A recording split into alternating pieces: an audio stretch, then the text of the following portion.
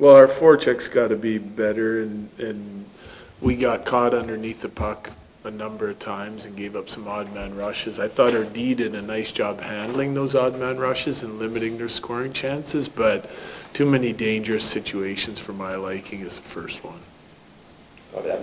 Sounds like Drew M's going to skate today or has skated. Yeah. I guess is the recovery, because that injury seems a little different than like a tear or something like that. Is that recovery a little quicker once he gets on the ice or something? We don't know. Yeah, it just depends on how he handles it, how he's feeling. He's feeling pretty good though in the gym. He started to ramp up doing more and more when it comes to his rehab process, but you just never know when you get on the ice, see how he feels. And you also want that wound to heal enough that it's not in jeopardy of busting open again, and that seems to be going good as well. So he's definitely making progress, but I don't have a timeline on him yet.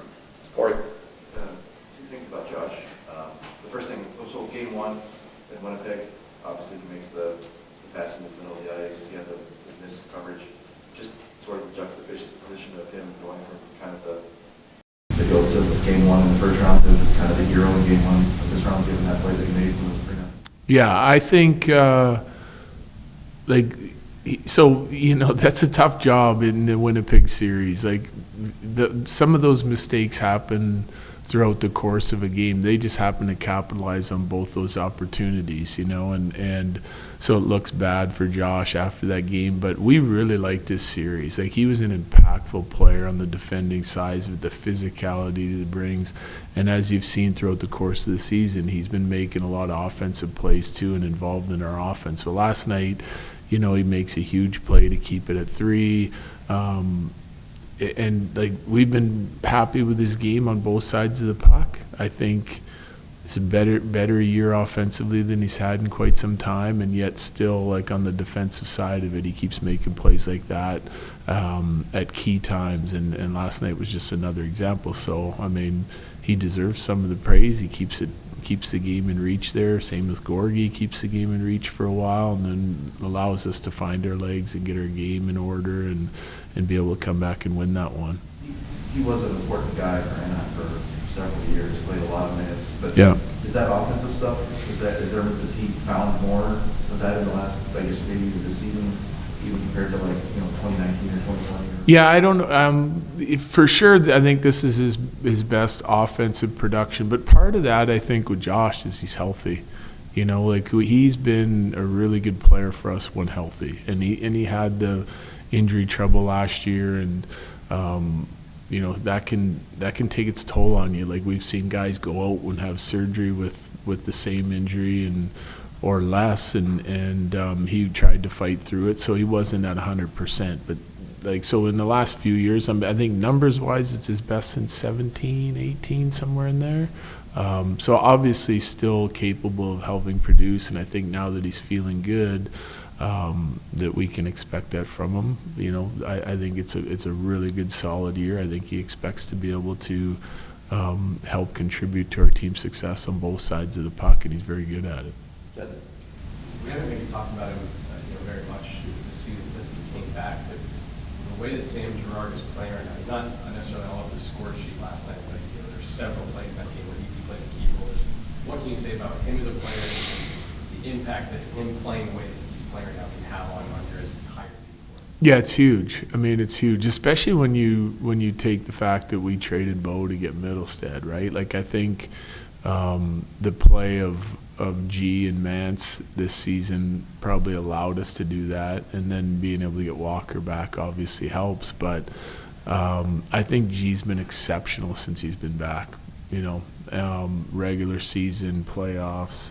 I mean, he just helps in so many different ways. Again, it's not always on the score sheet, but it's like solid defending, breakout, consistency, the ability to both shut down the rush and then transition the puck in neutral zone play, make plays in the offensive zone. I mean, he's hard to hit. He's hard to track down on the breakouts. So he's like with and without the puck, he's a solid player, right? And he contributes in so many ways. It's kind of like the defense version of like a guy like Lecky that doesn't get all the credit, or Val even at times before he kind of started busting out. But when you got guys that play the right way, do the right things, are consistent at what they do on both sides of the puck, and are really trusted, it's invaluable. Is he an underrated defender? Like in his own I think so. I think he is. Yeah. I think that the teams, would look at his size and say, this is a guy we got to target. Well, he plays against all the other team's top players on a consistent basis. And he, I think that was his learning curve coming into the league. That bigger guys, he'd still try and be more aggressive and physical and could get overpowered at times. But now he's just so good at using his feet and staying between the man and the puck, or man and the net. And he's got a great stick, and he's solid physically when he needs to be in the right areas. He's learned how to defend the net front better with his size and positioning. So it's what players have to do, especially when you're an undersized guy. You learn how to take care of the big guys and do it effectively without just getting overpowered all the time. You talked about Jared having making some big saves last night, and just what does it say to his mental toughness coming from that game one against Winnipeg to this game one against the Stars, to have stayed just engaged in the game and get through that first period? Well, it's huge. I've already kind of touched on this. Like, the biggest hurdle was 1-2 in Winnipeg, and then he kind of found his groove, and now he's stayed focused. He understands what he needs to do, and he's kind of kept that going now in Series 2. That challenge from going from Series 1 to Series 2 is no different than any other player on our team. Some guys handled it better than others. Like, we had some players we really liked last night. We had some that we didn't like. I think that there's room for growth in our team from our game from last night. But I think Gorgie, especially after settling down again after the first period, that takes some resilience and some mental toughness, and he was able to do that along with the rest of our team. But I don't think Gorgie's thinking about Game 1 Winnipeg anymore. That's long gone. Two-part question. Is QB Ronta a possibility for Game 2, and what did you think of Chris Wagner? I thought Wags was really good. I thought he was solid, played with good speed, physicality. His details were good. I thought he had a really nice game for his first playoff game with us. I think Kivi Ranta is back on the ice again today and is getting close. Yeah. Sorry, Megan. I think Orlando had a difficult first period, and he's a player who can get emotional at times, but he really seemed to flip it around and Yeah. big defensively later in the game. Yeah. I was curious what your view of that is when he's able to turn it around like that. Is that something that he will be self-accountable for? Are you talking to him to help get him back in the game? Well, yeah, like he had a tough first period. There's no question about it. He had some turnovers, some defensive lapses, some penalties. But our team wasn't where it needed to be either. He's not alone in that.